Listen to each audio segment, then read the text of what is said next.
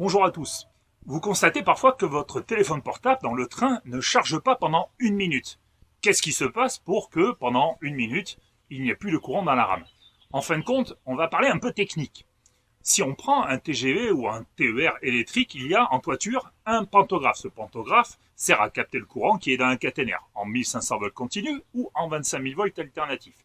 Ce courant va sur le toit du train, il alimente un énorme disjoncteur, du disjoncteur ça va au transformateur, du transformateur dans un convertisseur 400 volts alternatif, triphasé, et ce courant de 400 volts alternatif triphasé est de nouveau rabaissé à 220 volts alternatif pour alimenter votre portable.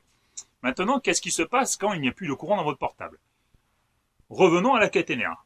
Il y a deux cas très exactement. Quand un train change de type de courant, c'est-à-dire qu'il passe du 1500 volts continu au 25 000 volts alternatif ou l'inverse, le conducteur du train doit baisser le panto. Il va changer de pantographe. Il y a un pantographe pour le 25 000, un pantographe pour le 1500. Il est obligé de changer.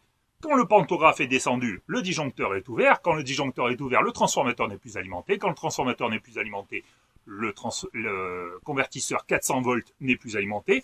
Et il n'y a plus de 220 volts à la prise de votre siège. Le temps qu'on passe la zone et qu'on remonte le pantographe et qu'on referme le disjoncteur et que tout soit réalimenté, ça prend à peu près 1 minute et demie.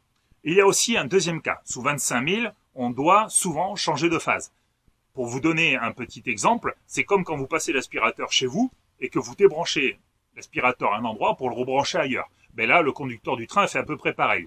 Pendant 1 minute, il est obligé d'ouvrir le disjoncteur pour changer de phase à la caténaire un tout petit peu plus loin. Pendant que le disjoncteur est ouvert, le transformateur n'est plus alimenté. Pendant que le transformateur n'est plus alimenté, le convertisseur 400 volts n'est plus alimenté. Pendant que le convertisseur 400 volts n'est plus alimenté, le convertisseur 220 volts n'est plus alimenté lui non plus. Vous n'avez plus de prise alimentée à votre siège.